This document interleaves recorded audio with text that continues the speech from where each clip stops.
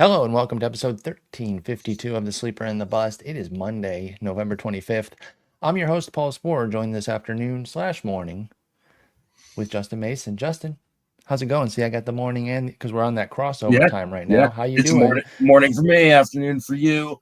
I'm doing all right. The storm has finally passed us. Today's our last day of rain. But Did you collect two of every animal? Did you maybe go for one of every animal? Did you I, beat out Noah and go for three of every animal?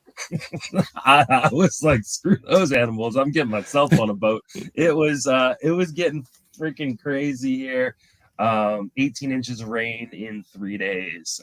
So today's just like a light sprinkle, and tomorrow is supposed to be the end of the rain. So thankfully Good. it's over. I can actually get to my office today, which was a problem a couple days ago.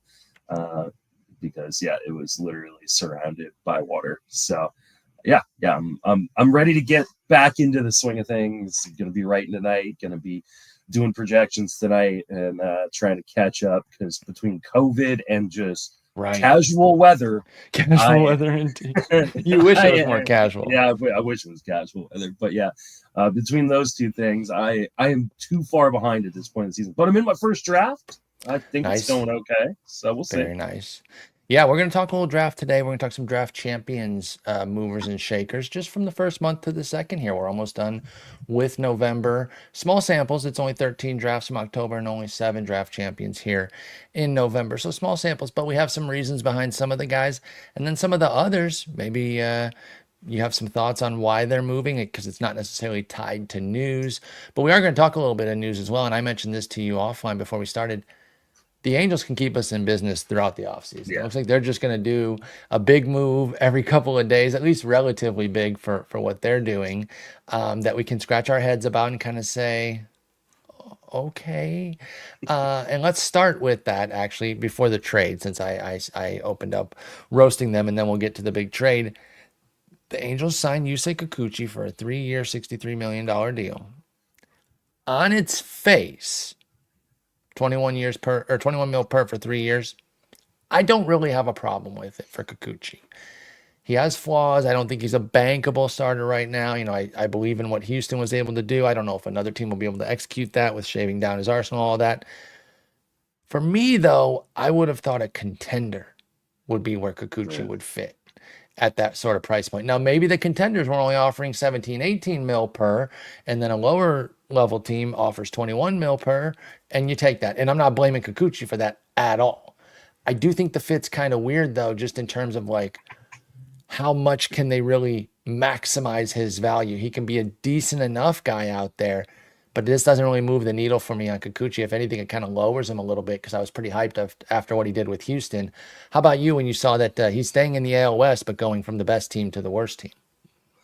Oh wow! I mean, saying they're worse than the A's. I mean, you're not wrong necessarily. Right? I think that's even true by record, but I definitely think so by talent on Yeah. paper. Was it true by record? That's a good question. I'm gonna guess it yes, was, but not, but close, right? 5-6 wins. 6 games, yeah. Nice. So, good call there. I wouldn't have nailed that one. Yeah. I do wonder if the reason why he ends up in Los Angeles with the Angels over a team like Houston is because they were willing to go the third year. And he's 33 years old. He's going to be 36 by the time this contract is in its last year. So, could totally see that. By the way, that extra year being the clincher. Yeah, I just wonder if that was the deal. It is a weird fit. I mean, not to say that the Angels couldn't use another starting pitcher. Right. Yeah, he's fine out there. Yeah, like it's a fine move for the Angels. It is a weird move for Kikuchi himself, and it definitely is gonna lower my projection on him. I haven't started pitching projections, but I mean, you just have a really hard time seeing him get to double-digit wins on a team like the Angels because I don't think this makes them that much better. Though that's the thing, right? And that's what I keep getting to. With all these moves, it's like, how much does it really move them? They've added now Soler, Hendricks, Kikuchi, and Travis d'Arnaud, and you're like, how much better are they? on the last episode that I thought like maybe a frontline lefty starter like Blake Snell would make a lot of sense, and maybe this is just their cheaper version. They can't Right. They went afford to go out. secondary. Yeah, they can't afford to, or they don't want to put out 5 or 6 years on Snell, so they go 3 on Kikuchi. I just have a hard time believing this is going to age really well.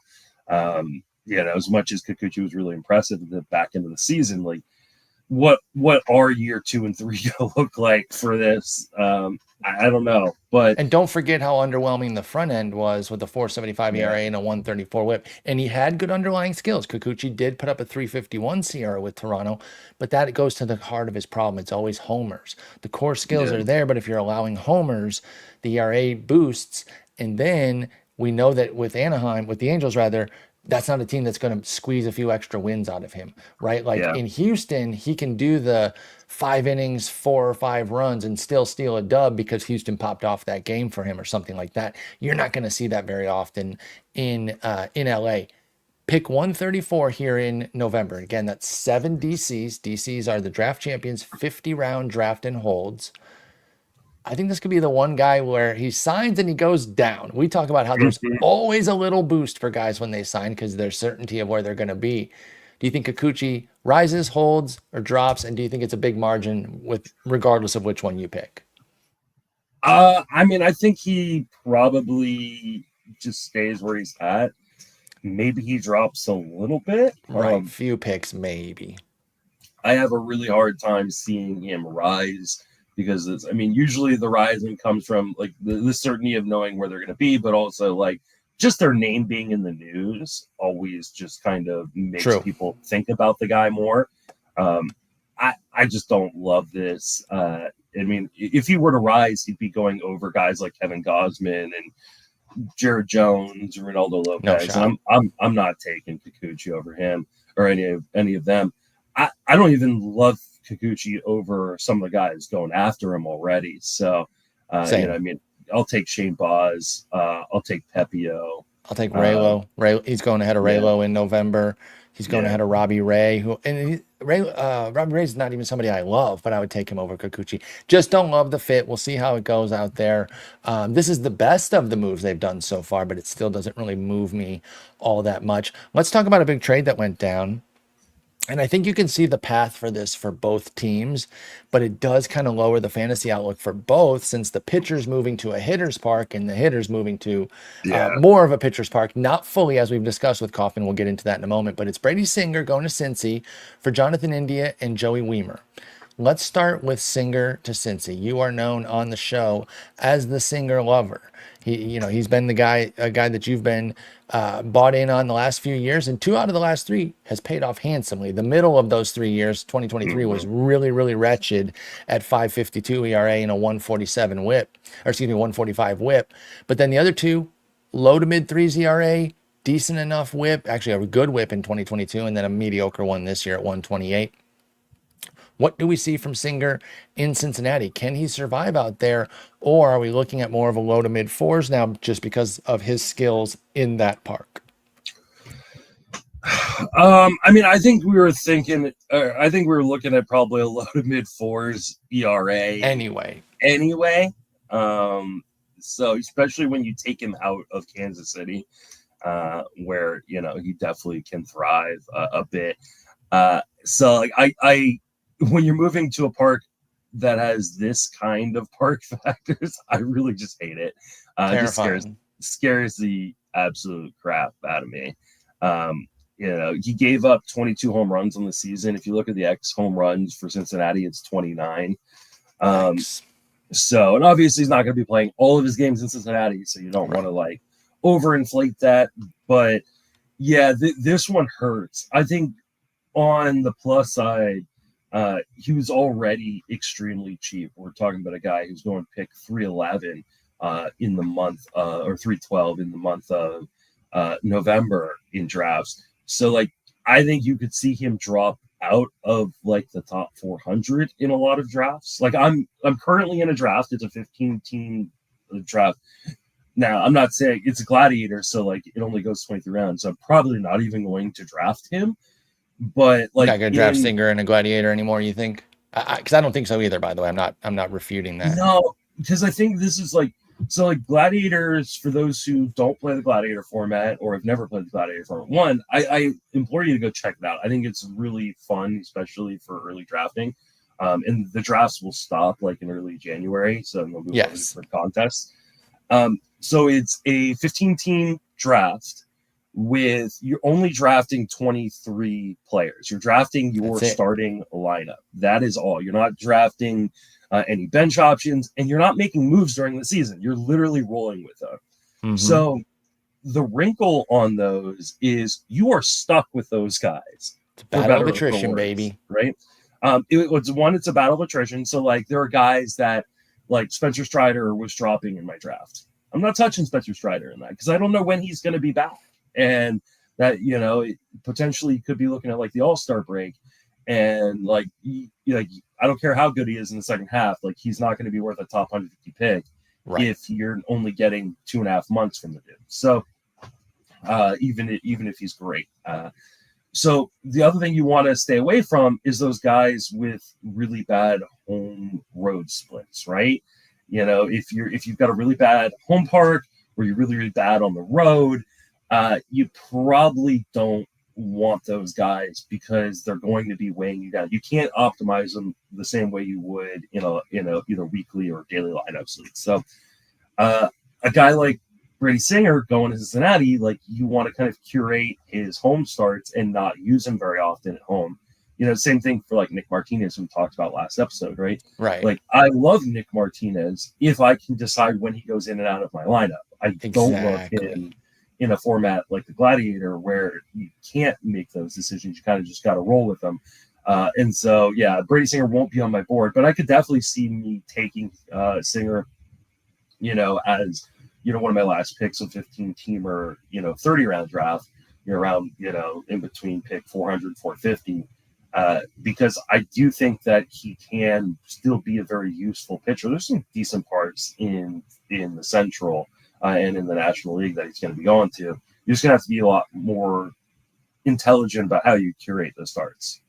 Yeah, and curating starts is so important, especially in a universe without as many workhorses. You need to Yeah. do roster management to get volume. Yep. And yeah, playing like a Nick Martinez away from home all the time, and then some home starts if Miami's coming to visit or something. And like you said, Singer away from home too. Those things are important. So Gladiators off the board, completely agree there. Let's talk India. And I want to stress, before anybody's typing up a message, when I said he's going from the hitter's park to the less hitter's park, as we discovered, I think it was last year, maybe last Mm-hmm. offseason where Yeah. we dug into this. Kansas City does favor pitchers in the aggregate because the home run factor, excuse me, back up. It only hurts homers. That's just the Yes. easiest way to say it.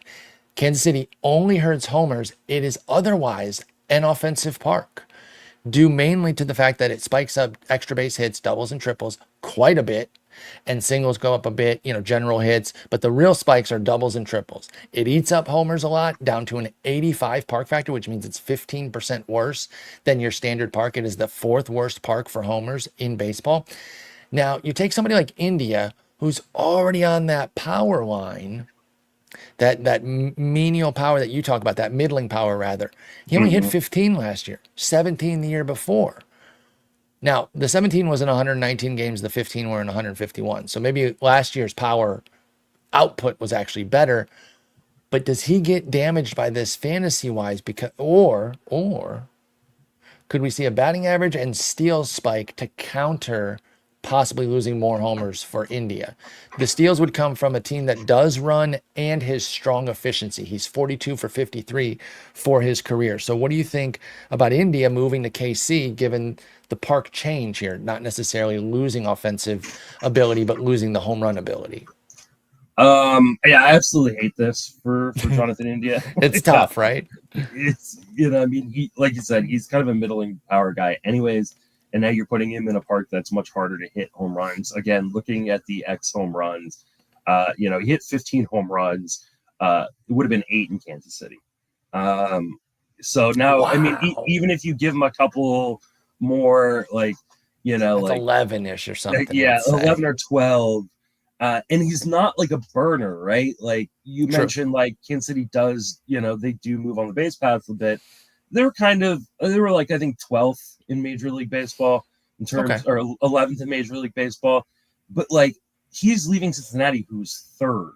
And like there's a big Oh, I didn't gap. realize that. That's a Yeah, good point.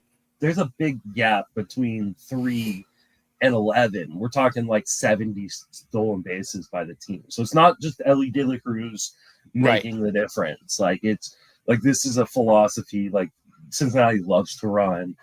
Kansas City likes it. Like, and so like, but now we're talking about a guy who's probably going to lose power, may lose some stolen bases, especially when you're hitting in front of Bobby Witt. How much do they want you running into outs? I do think that he could get more runs scored.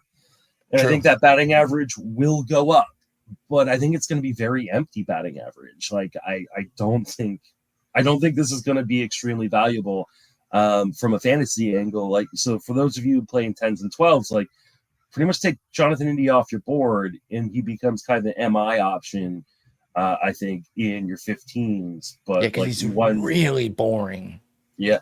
I in mean, 10s and 12s. here's the thing. In your 15s, he does make sense because he could be very much like a like a diet version of Marcus Semien, Volume right? Like, atop of a lineup if he stays yeah, healthy. if If he he stays stays healthy, healthy, right? which he did this So year. yeah, 151 games for India this year. so I mean, I could see him get the 700 plate appearances, rack up a lot of runs, have a little bit of pop, have a little bit of speed, but like I don't know. You I know what just this could don't. be like? You're not going to like this at all. You hate this guy, dude. Oh God. It's looking like Brendan Rodgers' season. He hit 267 with 13 homers. He only had one steal. I think India can get double-digit steals, but even if you added 9 steals to that line, you're not doing much for it. Now, the runs and ribbies could be better because India's going to lead off on what we think is going to be a solid team again, right? Like we're still in on the. I think I'll speak for you. You can correct me if I'm wrong, but I think you're still in on the Orioles as a quality ball club, and he is hitting right behind Bobby Witt Jr. and Vinny P and Sal Perez. So India could push that 100 run total for the first time ever, but for me, I need the average to go higher than his 2021 269 to really have appeal. If I was guaranteed, no, let me tell you this: if he was guaranteed 280, 100 runs, 10 homers, and 10 steals, how interested would you be? 280, 100, 10, 10, and then RBIs, whatever, 60 something, because he's a leadoff guy. Would I mean, that make you interested in India? I'm gonna be a little bit interested. I think really what I'm interested to see is where his ADP goes from here because Good question, or he's good call. he's currently at pick 261, and if he had been staying in Cincinnati at 261, I go, oh man, I want that all day, I take the right? shot at 261. Yep. Yeah. So if he drops because of this, if he drops outside of the top 300, maybe like yeah, like I mean I don't love it, but who knows what happens if MLB juices the balls back up again, and then all of a sudden he True. becomes a lot more interesting. Like I said, he's sitting in front of Vinny P and Bobby Witt Jr. and like some good hitters, right? So Right.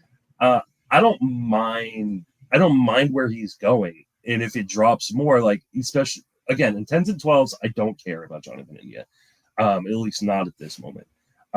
But in 15 teamers where volume is king, you're talking about getting a guy potentially outside the top 300 picks who could get 700 plate appearances with a good batting average. That can be kind of massive. Like that, like you can find like, I don't know, I mean, we talked about Jose Siri last episode, right? The Jose Mm-hmm. Siri-esque guy who can't hit the ball, but when he does, it goes far and he can steal. Like you can find those guys, right? Like and pair them with a Jonathan India and be like, okay, kind of get Mash it into a best, super yeah. player. It's the old Chris Carter and who was it? Who's Chris Carter and freaking Billy Hamilton. Yeah. Type. Like you could do something, or no, I think it was Ben Revere in. Well, I paired Chris Davis and Billy Hamilton in Arizona one year, and it was the year that they both fell apart. It was a Yeah. 4-5 round turn at the wheel there, just absolutely horrendous. They couldn't Yeah, have been worse. And I'm like, yeah. I'm combining 50 homers and 50. Yeah, idiot. And I mean, if it hits, like you're golden, right? Because you are combining those things. But all it Right. takes is one guy to not And perform they in the first. both fell off for They me. both fall, yeah. So, like, I mean, that's the problem with that strategy, and one of the reasons why I prefer these guys who kind of do a little bit of everything all the way throughout my draft is, I don't want to have to like find, like I mean, obviously, losing your first round pick is going to suck, but like losing Right. Acuna in tout and labor for me when I spent $60 on each of them, like or in both drafts, like that crushed my season. Like the fact that I was competitive the rest of the way was impressive. So, Right. Absolutely. because you Yeah, just don't even find those standing. guys, So, yeah, but as far as India goes, like in a 15-team league, if he drops far enough, fine. Like to me, like this is an interesting move for Kansas City more because obviously India is going to hit the top of the lineup, but They needed is OBP. This was a yeah, play for OBP for them. which is great, but like, does this affect Michael Massey's playing time? Does this affect Michael Garcia's playing time? Right now, Roster Resource has India as the DH, which And is that's probably where I where he think, should play yeah, because it's not great defensively. So um, I'm just hoping it doesn't hurt both of those guys who I really, really like. I agree. But I think it puts Massey on notice though too. It If you does, don't come absolutely. through this year, then India starts taking some of your 2B work, and then other guys can slide into that DH because I don't know if he's going to DH 150 times. You got to get Sal off his feet every once in a Yeah. while. You probably want to throw a Vinny P, a Bobby Witt over there on occasion. So they'll work some things in, and India will probably get some second base reps. But I agree, you do have to look out for those guys. But if anything, it'll make those guys a little bit cheaper, and I'm okay with that for sure. So yeah, interesting trade there. And Joey Wiemer's a throw-in. I don't think we're really picking him right now, but it's still a talented guy. Remember the thing that we heard about him when we went out to the fall league was plays like his hair's on fire and he has loud skills. Like Yeah. he's almost like He, Jose Siri type. he's probably not making this team, right? At least No, not out out of of spring camp. training. No, So, no. But he is unless Jose there's an Siri injury. esque, where Yeah. there's pop, there's speed, there's an electric arm, maybe not as much range, but like he has the raw skills, but the core skills, like the plate skills, are horrendous. So yeah, we don't need to worry about Wiemer right now. We'll discuss him if anything changes on his outlook. Jordan Romano non-tendered for about $8 million, giving you an idea of where Toronto's at on him. Obviously, an injury-laden season did not go well this year. Only 13 and 2/3. They were bad. The skills were horrible. I mean, it's a washout for sure. He'll be 32, and you would think that he's probably going to go cheaper than the 8 mil that they didn't want to pay there. Do you find Romano to be an appealing gamble for a team? Is he somebody that in a DC, as you get into the 30s and 40s, would you take a spec on him blind right now in hopes that he lands somewhere and can notch some saves? Where do you come out on Jordan Romano? Because, man, he really shows how quickly things change for closers, right? Because he was a dude coming into this year, second tier dude, but he was still a dude. And now he's being waived, and we don't know what Jordan Romano's future is. What say you of Romano? Let me answer your question by asking you a question Okie as dokie. well. What do you think his ADP is in Draft Champions in the month of 311. November? Oh, you're actually way closer than I thought you would have been. 260 or Okay. 259. Okay. I'm shocked he's that high. Now, I mean, obviously, this is going to plummet Yes. with the news that he has been non-tendered because we won't know where he's going, and we assume that he will at best be like in the conversation for saves. He won't be the quote unquote closer dude in a new location. So I think it really just depends on the price, right? Like if he drops out outside of the top 450, yeah, sure, maybe I'll take a gamble here. But um, I don't like banking on guys that don't pitch for the last 4 months of the season. I'm with you on that. Like that is scary. So I'm not really gonna try to talk you into Romano. I think it Yeah. is one of those things where if he signs somewhere that I like, I could get into it. 50-round draft and hold, those are long, man. And you start looking to turn over any rock. I still don't know if that's where I get with Romano. There is a price point, but it has to probably start with a 3 right now. And since he is in the Oh no, 260s, I think it's I'm got to probably start with not a getting. four, I doesn't think it? that's Like, fine too. Yeah. I mean, his his former teammate Chad Green is going 4.12. Yeah, then to Wouldn't you your point, rather I have think Chad Green? 4. Yeah, I mean, right this moment, yeah. like I don't know, like, cause like I just I'm I think looking at 4 is right. Sorry to interrupt you, but I'm looking. yeah, My boy Joey Cantillo down here at 420, and that's a starter versus a closer, but I'd rather take him. yeah, Cade Povich in Baltimore yeah, at 420. Yeah, I could name a bunch of other guys. Has to start with a 4 for Romano for me. I agree. yeah. I mean, Yair Rodriguez is going 4.30. I'd rather I'll take a take shot on him. Max Meyer. So we're Like, not interested in less yeah, Romano signs. We will revisit it then. Let's talk a little bit about Nolan Arenado being dangled for trade. We that was our last talking point last time, last episode, but we didn't get to it. I'm just curious if you think there's any juice left. Not so much, you don't have to speculate on where he might be traded or anything. We know he's being dangled. Do you think it even matters for our purposes in fantasy? Or are we just seeing the beginning of the end for a legend? Because Arenado's been amazing, but it's 2 down years now with the pop at 26 and 16 homers the last 2 years, down from his consistent 30s and, of course, 40s with Colorado. Are we seeing the decline of Arenado, or is this a 1.5, 2 year? Depends on how down you are on 2023. But where are you at on Arenado? I mean, I want to see where it goes. Like, if he does actually get moved, I'd become interested depending on the location. The problem is, like, I mean, well, I can't remember how much did Colorado ate a lot of that, right? They ate like 50 mil. Like, They sent 50 mil with him. Oh, it's okay. So it's only 5 mil paid this year and next. So he costs so 27 and 22 mil each of these next 2 years, and then 15 mil in 2027. So I think St. Louis, to get anything, would probably have to send some money with him. I mean, he's still a freaking amazing defender. So Still like a very capable defender at third. Yep. there'll be teams that are interested in them, especially if St. Louis is willing to eat more of that money. And And Arenado's down year, sorry to interrupt you. Arenado's down year is like a league average player, right? His bad yeah, years are a 108 and a 101 WRC plus, basically yeah. league average. Man, I'm just trying to think of like what the spot could be like that would make me really interested in him.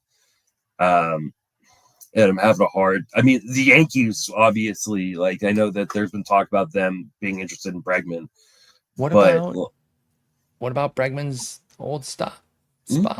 Why not Houston? Maybe yeah, if they can figure out to where he basically costs them like 15 mil a year, get the balance of money to that situation. And then, because at that point, I don't think you have to pay much.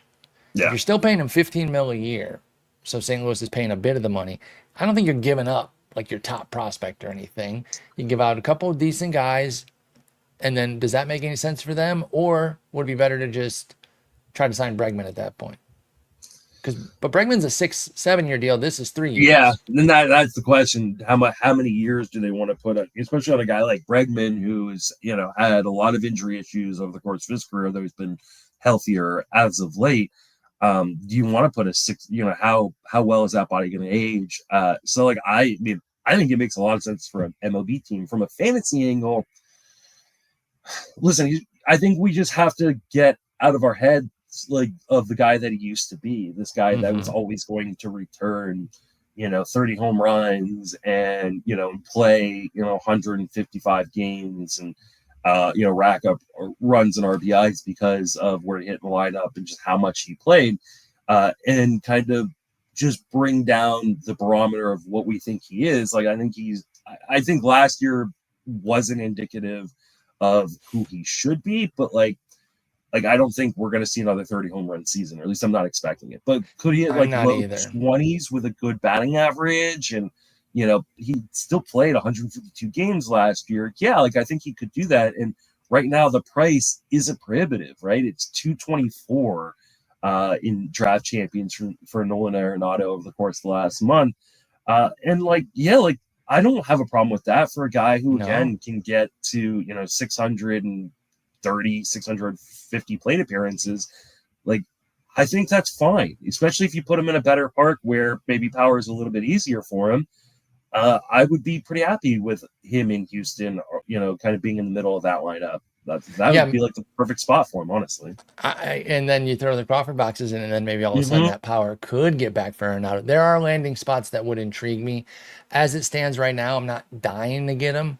If he kind of matriculated over to me where it's like pick 250 and he was still around, He's gone as low as 269. so So that could like, happen. So I would yeah. maybe consider it at that point, but I'm not like super keyed in on Arenado right now. The problem is the other guys going around him are pretty interesting in their own right. Like you've got Right. Max Muncy, you've got Willie Castro if you need speed or multi-position eligibility. Noel Marte, if you want to buy back in on that. I know there's always going to be believers of Christopher Morel. McMahon Right, is still like a Ryan boring, McMahon, yeah. solid, you Hmm. know. Isaac Brady's, can he find something in Chicago? Connor Norby had that hot streak.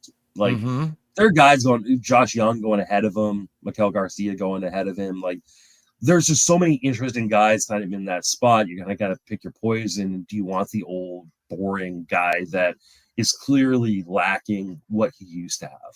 Sometimes in DCs you do, and we do talk Yeah. about it, right? It doesn't just mean take every old guy In, without in, thinking about it, but like that in volume your is very deeper important. leagues, yeah, in your Yeah, deeper leagues, he makes sense over some of those guys who, like, I mean, there are a number of those guys that I just mentioned may not have a job by mid-season. Like, right.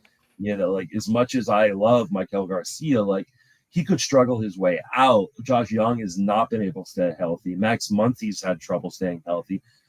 Like I love Willie Castro, but I feel like I love him more than the Twins do.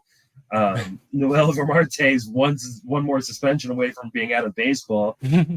Christopher Morel, We saw like what happened with his swing and yeah, like miss. the swing and miss, like in a 15-team league, I'm probably taking Arenado over a lot of those guys, but I I think there's also a lot of reasons to kind of yawn at that pick. Sure, and I totally get that. With Arenado, it is a boring pick. But I would also just say, like, we have to be careful not to bury a guy too quickly. And if the right scenario popped up, I could see him spiking back up, even if it's just to 2023, which was 26 homers, 93 ribs, and a 266. I would take that. It was 1671, 272 this year. So that would be still a nice jump. He's not getting back to Colorado levels, and he's probably not getting back to even early Yeah. St. Louis levels, but there's still some juice to squeeze from Arenado. Let's talk some risers and fallers here. And again, we're just using the draft champions data over at the NFBC, comparing October to November, 13 drafts to 7. Small samples all around. We have some reasoning behind some of these moves here, but I'm curious how you're feeling about these price changes. The obvious one out front is a guy we talked about last episode, Roki Sasaki. And of course, he gets posted, so he's the clear outlier here. He's moved up 230 picks up to 107.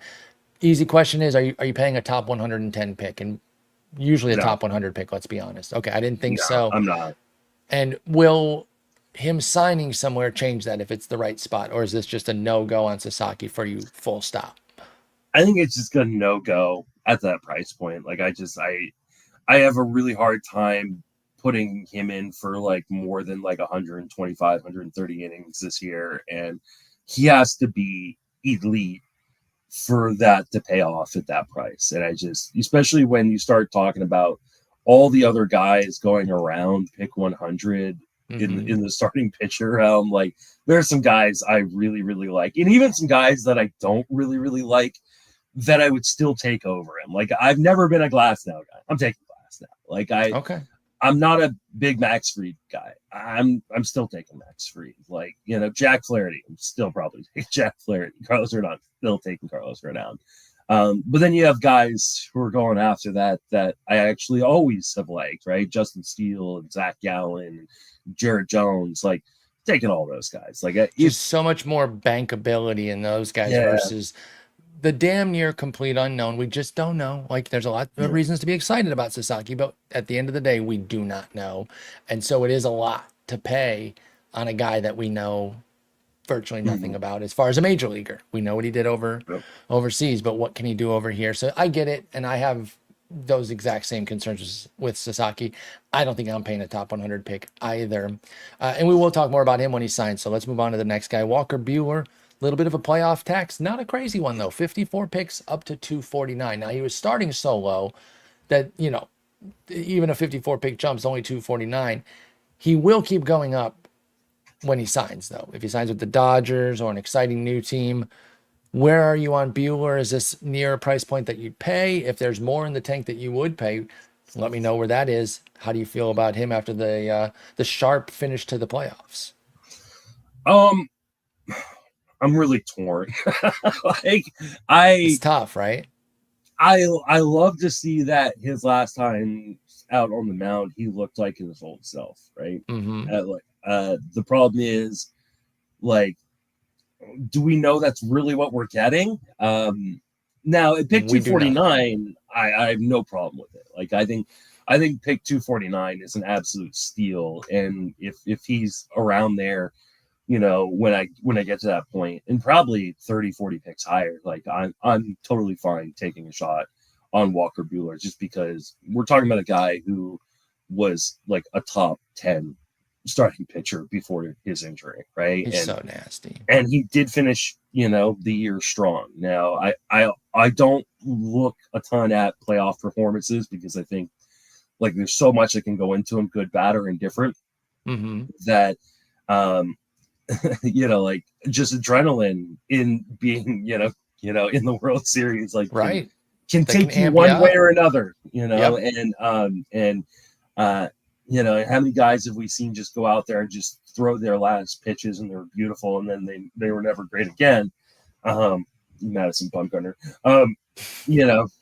What a way to go out, though, with the greatest playoff Yeah, performance in like yeah, baseball absolutely. history. So, like, I like, if he was going in the top 100 or the top 150, I would probably be balking, but like, I think he probably deserves to be around pick 200. And you got to think that any team that signs him is going to do their due diligence to make sure that he's completely healthy, and as long as he's healthy, I think he can be, at worst, a very serviceable middle of the rotation arm in fantasy, and at best, again, Walker Buehler's been a top 10 pitcher in baseball. Like, I just, do I believe that's really in the range of outcomes? Probably not. But, like, why couldn't Walker Buehler be a top 25 starter again? I don't see why there's a reason why he couldn't be. Anybody who would be surprised by that, I would wonder if they were just new to following baseball, right? Because we see those sorts of flips all the time. So I agree with you. And I agree that I'm paying upwards of pick 200 right now. I love Buehler. Huge Buehler guy. Want my Tigers to go out and get him, even after the playoffs, because, there may be a little bit more heat on him. That's fine. Make him the reclamation this year, and then we'll trade him back to the Dodgers for some more of their prospects if things aren't going What kind well. of deal do you think he's going to get? I mean, That's the my thing. big Is it question. going to be straight up pillow, where it's just the one to establish himself, or could a team get a 2-year commitment out of him? I think it's still just going to be the one, because his regular season was terrible. Buehler looked so bad throughout so much of the regular season that I still think it's just a one. I don't know, 1 for 21. Basically, give him the qualifying offer in a way. He made 8 this year. Maybe he doesn't need that much of a raise. Did he get a qualifying offer? No, but I don't know why either. Interesting. Maybe I just didn't want to take it. Well, I guess maybe that's it. Because why wouldn't he get one? Maybe it's just that simple. Maybe they just didn't want him to get it. Yeah. I'm really interested to see where I'm looking up where he ends up. Yeah, they just didn't give him one. Sorry to interrupt. Teoscar got one. He didn't. I think you're right. They just thought he would have taken it. So maybe it's not 20, because he only made $8 million this year. Buehler did. So maybe it's closer to like 1 for 16, 17, double his price. But then he has to prove something there to get the big deal next year. He'll still only be 30. Here you go. 31. I like 3 years, $45 million with an opt out every year. Okay. Right. But if he's awesome, doesn't he just opt out immediately? Yeah, but Blake Snell and Carlos Rodon, and this is a Giants type of contract, right? Like, this is like, is that what Snell signed? Basically, was an opt out after every year. Okay. Yeah, it was like an opt out after every year. Okay. So, like, I think you're gonna see something like the Blake Snell deal, so he where it's gets some security in case his arm blows up again, Yeah. and it would be in the form of 30 mil after this year that a team, you don't want to waste that, but if you did, it's not killing your team. Excuse me. Okay, yeah, I'd actually be down for that, even if it was for my Tigers. Yeah. 345 I mean, with an opt every year. yeah, like that's like my Giants, like what my Giants have been doing for the last years. I hate that deal for teams, by the way, Right, because but it might I have to feel get done. because it's like impossible to trade that contract Yeah, because like you saw it with the Giants this year. Like and we saw it with Carlos Rodon on the Giants, right? Teams don't want to take a guy and pay full freight for a guy who's about to opt out, which they're going to do unless he blows up his arm in the meantime, and then you're right. stuck If getting he's nothing. worth trading Yeah. for, then he's doing well enough that you're almost certain that he's going to opt out. So I totally get that. Buehler will be a really, really interesting free agent case, and I'm eager to see where he goes. You do mention your Giants. Let's stay with them. Y'all's catcher, Gold Glove winning catcher, has had a 41-point surge up to 297. So still, nowhere near cost prohibitive or anything. And I like Bailey, but I wonder if you think there's anything in particular driving this. Is it just that he won the Gold Glove? Because I don't know. This season wasn't good. Eight homers, 4 steals, 234 average in 448 plate appearances. Is this just a random move up, or do you think there's something behind Patrick Bailey's relatively decent jump? I don't know what it is. Okay, I was I mean, wondering if you knew something as a there, Giants fan. no, I mean, there's a good underlying skills here. I Um, agree. I'm not gonna like lie, like and say like there aren't good underlying skills, and maybe he just started off a bit too low, and that's part of like we see this all the time where like the ADP starts to move on guys just randomly because like hey they were just a little bit too low, and once people start doing their actual research because you got to remember too like Right. some of these drafts from the early from the October started in September That's a like great point. or even started end of August or whatever, and like they just they paused and they finished up, and so like a full season wasn't even done by the time some of this early ADP was starting to come out. So Mm-hmm. but like I think Patrick Bailey is like a fine second catcher, but like I don't see like any sort of massive breakout coming. Like I don't think that I don't this is a really guy. either. I think he is the epitome of like a low ceiling, high floor kind of guy, which I love in DCs because as long as he's healthy, he's going to be playing really regularly. And I don't think he's going to hurt you in any particular category. I just don't think he helps anywhere. So Yeah, like, especially those defensive catchers that are just so good defensively. yeah, uh, yeah. I don't know. Maybe I don't know what people are seeing. That So it have just could just be a random spot. And you know what it actually could be? Hang on, I should check this. It could just be somebody outlier picked him, right? Let me look at that yeah, real quick. yeah. He has a 229. Okay, no, that's not So, crazy. I mean, but I that's mean, higher than I would take him, but it's only 7 drafts, so like that's like that can move the needle no, you're right. quite. So That can it move the might just needle be quite a that. bit. Might just So, be that simple. He did but go 235 in my draft in Arizona, but that was a gladiator. I'm just yeah, saying that's still pretty high though. Anyway, Patrick Bailey, continue if you have I anything mean, else.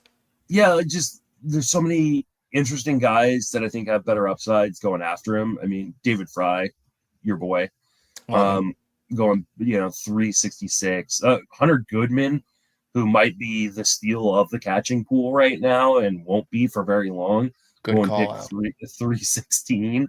Uh, Mm-hmm.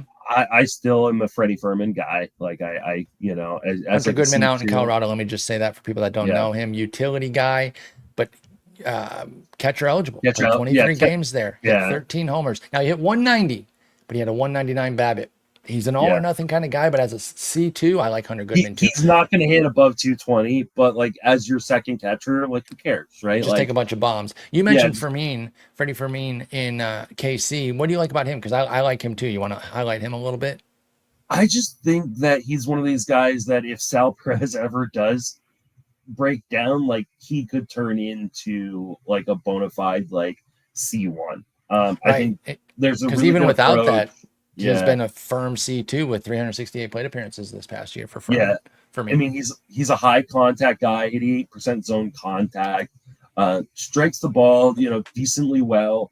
in terms of power. Like, I don't think he's ever going to be a guy that hits 25 home runs, but like could he be like Yair Diaz light? Like, I think he probably could in regular playing time, and that has some value, especially as your C2. So he's one of those guys that will probably be one of my more rostered guys in the deeper league, because I just throw a C2 dart on him. If he's not playing, I drop him. I like that comparison. Yainer Diaz light. Emphasis on the light, because he doesn't hit for that kind of power. But he brings a little bit of punch, a good batting average. It's Freddie Fermin out in KC. I like that call. And again, we're talking, this is DC season, draft champion season. Yeah. You need 3 to 4 catchers, or else you're doing it wrong. You need at least 3, upwards of 4. And I think he makes a wonderful third catcher. Yeah. Like perfect third catcher, but I have no problem taking him as my second. So that's a good call out there too. All right. So the Patrick Bailey, not against him, but the surge doesn't have me interested. I'd rather take him on the cheap, or I'll just go to other guys. Let's stay in the Bay Area and go to Lawrence Butler. He's got a 32 pick surge up to pick 80. If that keeps creeping, we're talking about a top 70, 75 pick.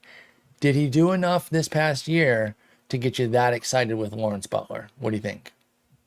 I think he did enough to get me a little bit excited. And like, with the potential of being potentially really, really, really excited at some point. I mean, we saw 22 home runs and 18 stolen bases in just 451 plate appearances, 125 games to get almost a 2020 season. But the real big games were in the in zone contact. Like, he really became a guy who could, put the bat on the ball in the zone more often than he had previously.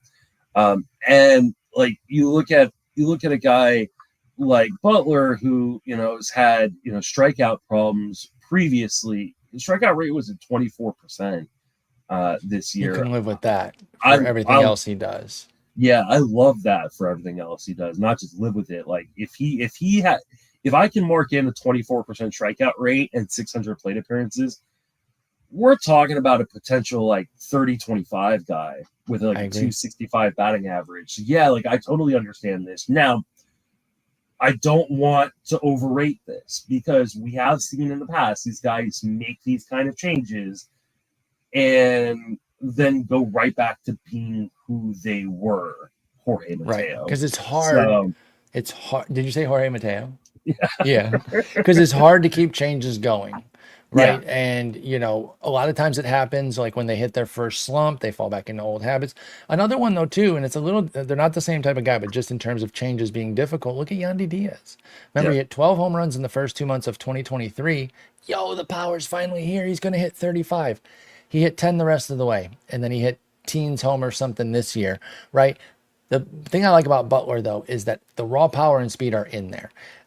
It's just a matter of keeping that swing and miss in like a 23 to 26, because I didn't even take 25-26% strikeout rate. That's okay. It's an 8% walk rate. It needs to be around there. Once you start getting in that like 6% walk rate and 26% K, that's when it gets dicey. But 8% walk, 24% K with the power and speed in a minor league ballpark, I'm interested in Butler. And I know the premium's hot now, but I think I could pay it in some leagues. I'm not going to get him everywhere at that price point, but I'm open. I think the problem with Butler becomes, how high does this climb go? And that, because it could keep going.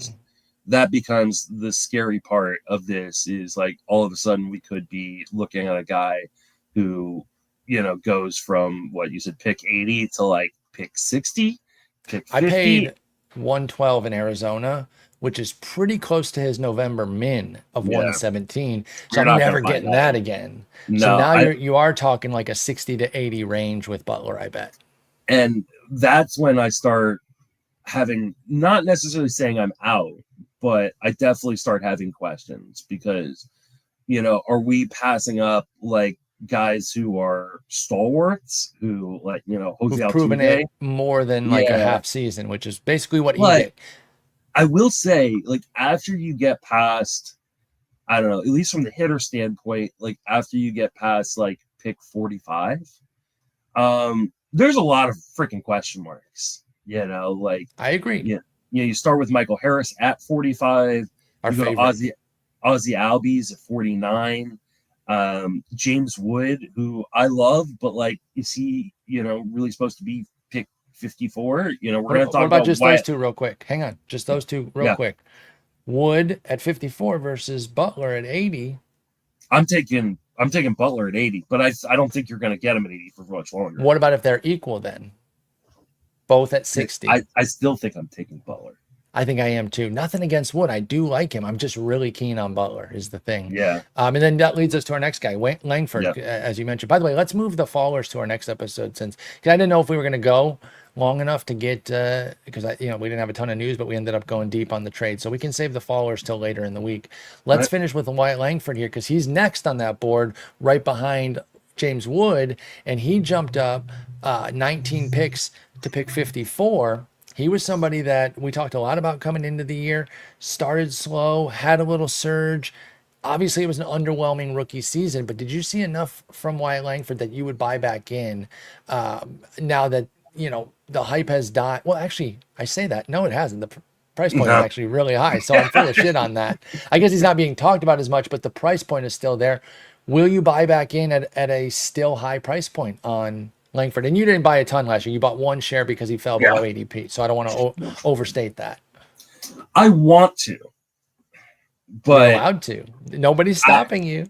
I'm sure I will buy a share here or there, but like I don't think that Wyatt Langford is going to be a guy that is on like a bunch of my teams. I think the skills were fine. I think he was really unlucky, especially early on in the first half. And I feel like this is a guy that has everything in the profile to be just a star player. The problem is like we're just not getting a big enough discount on discount. Yeah. No. Yeah. He's more expensive, dude. Yeah. And I mean, I don't know. He did go 16-19 with a 253. And like I said, that was fronting the league like 6 weeks because Langford struggled out of the gate and got hurt. Yeah, because he gave up May. He only played 6 games in May. He was underwhelming in April with 1 homer, 1 steal, 11 ribbies. But then the rest of the way was pretty good. June was great. July and August weren't great batting average wise, but the BABIP was pretty low. And then an 8 homer, 7 steal finish is what really put the capper on Langford's season in September and why he's actually more expensive than he was last year, because I think people saw enough there that they said, all right, the hype was right. It just kind of had a little bit of a tough rookie year, and now he's going to break through this year, which I can totally see. I wanted the discount too. The market got too sharp. I'm glad I have some dynasty shares because I don't know how many actual shares I'm going to get.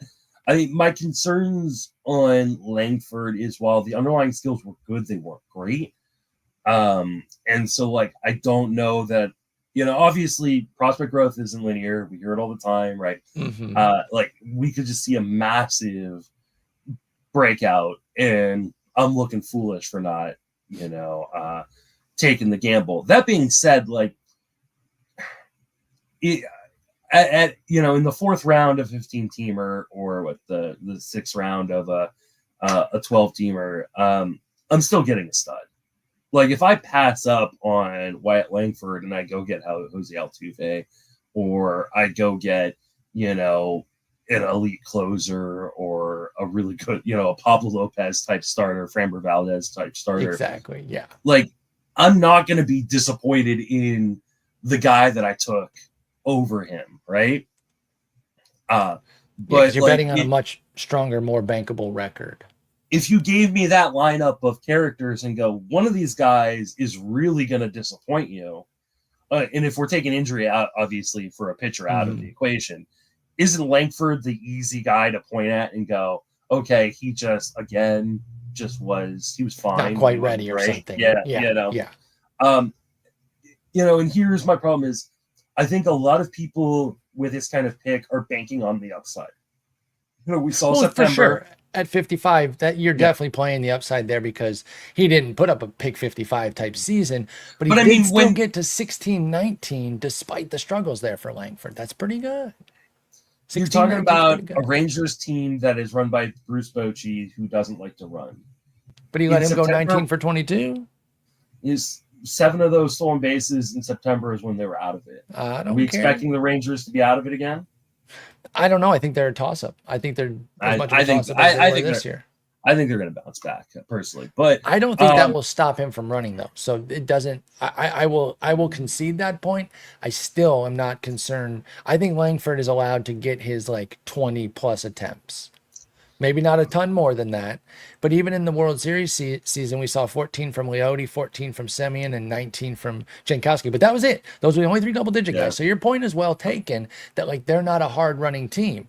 But I don't need, honestly, I don't even need another 19. I would flip those numbers. I'll take 19 homers, 16 steals if it comes with a 275 average. No, not at pick 55. I need more than that. But it was also in 134 games. You could do a little extrapolation on that and maybe play it as more of like a 2015. And then where do you think the average goes? Because I think that's the key decider here. If you're taking Wyatt Langford at 55, you got to be banking on a 275 or higher average, in my opinion. Otherwise, what are you paying for? I'm not ready to say that. Like that's fine. That's okay. I think 260, 265 is where I'm probably. I can't pay that price then, because then where's my juice? Because if I'm agreeing with you that the steals are not necessarily going to improve off the 19, how much extra power am I getting? Low 20s?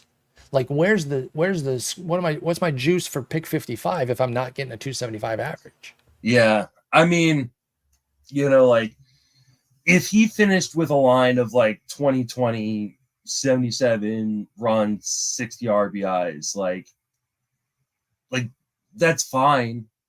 But like, is that what you really want at pick 60 or pick 55 or wherever he's going? Okay, well, you know who that was this year. I know exactly who it was because there was a point I was making. Oh, was it O'Neill Cruz? Oh, no. It was not. We found different guys. Who were you looking at? Randy Arozarena. That was exactly Randy Arozarena's line. And Randy Arozarena is going pick 125. Okay, but he wasn't last year. No, that's exactly his line from last year. That's exactly what I read Randy Arozarena's stat line. Now I left the batting average off because he hit 219. Right. But he went 2020, 77, 60. You said, okay, yeah. Why are you spending a top 60 pick on Wyatt Langford when you get Randy Arozarena? But doesn't it come down to that batting average, 219 versus 259 or whatever? For sure. But like, I don't see. I mean, I guess I do see the upside. I totally see the upside. I'm trying to talk myself out of. I was going to say you are talking yourself out because we started this combo with you being the more in on Langford guy, and I think now I've circled around to where I like him a little bit more. It's just the price point. The price point scares me too. I can't do it. Not consistently. I will pick him in a draft. Yes, and that's the beauty of playing a lot of leagues. Like, I don't look at him as like this guy that I go, oh, I know he's going to break out, or I really see a breakout coming. I just think, hey, this may be kind of who he is for right now as he continues to grow.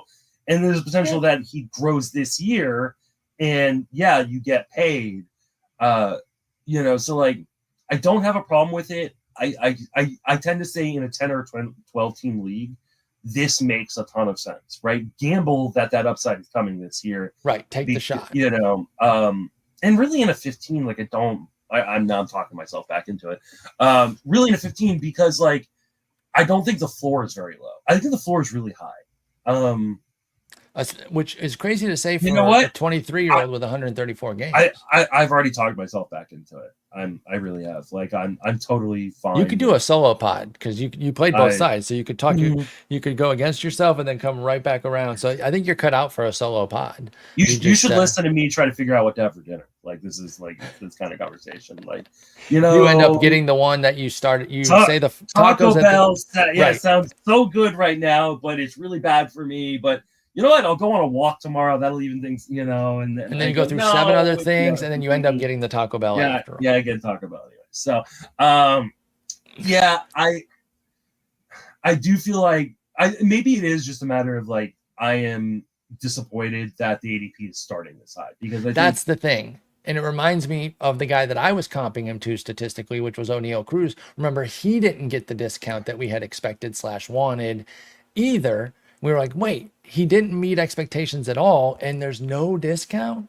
And so it's just the market tightening up. And that's, I think the difference between Wyatt Langford though and O'Neal Cruz is, I think at least you and I, and I'm sure a lot of other people too, saw the potential downside, right? Like people Right. were like, oh, like, and I just don't know that there is that much of a downside on Wyatt Langford. Like I think that's fair. He I, showed like, yo, he's for real, I think.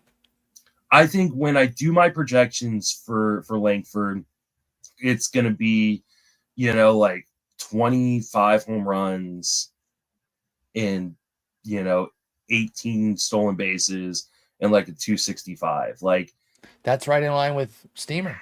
Steamer's up. yeah, It's 22, 19, 264. So that's right in line with what you're okay, seeing. yeah. And 84 ribs, 82 runs. You're saying Texas can be better next year. I don't think that's a terrible take either. I think they could bounce back to be at least competitive, right? Because they didn't make the playoffs. So yeah, I think there's a I lot to think like that here. Texas is just getting so much back health wise Right. that like I think like all of a sudden you add a healthy DeGrom, who knows what Scherzer's going to be, but Tyler Mahle is back. Kumar Rocker showed some real flashes. I really like Cody Bradford. Like that I rotation like Bradford too. is really, really nice. I think they really need to add, obviously, to this bullpen, and I think that's going to be their big targets this offseason is they need to go, get a Kirby Yates plus someone else Mm-hmm. in this bullpen. But like, I think Texas is going to be right back in the thick of the race in the I AL got no West problem with that. and the American League. So, um, yeah, and I think Marcus Semien and Corey Seager are both going to bounce back. I think Adolis García is probably going to bounce back some. Josh Can Young I just has to stay on the freaking field. I got to take up for my guy. Seager doesn't have to bounce back. He did fall off from 23 to 24, but it's only because he was at the moon in 23 and Yeah, he simply that's fell to fair. the stars in 24. But I get your general point about Texas, and I do think that helps your Langford outlook because the runs and ribbies will go up if they do Yeah, indeed push to where we think they can be. So I'm with you there. Great talk there on Langford to close it out. We will do the followers later in the week. I don't know if we're doing maybe Friday, if you're available Black yeah, Friday. yeah, Obviously, we're not doing yeah. anything Thursday.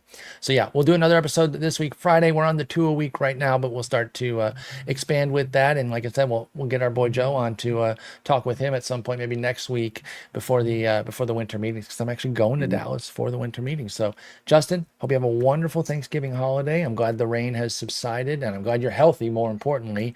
And we'll talk in a few days. Take it easy. Happy Thanksgiving, everyone.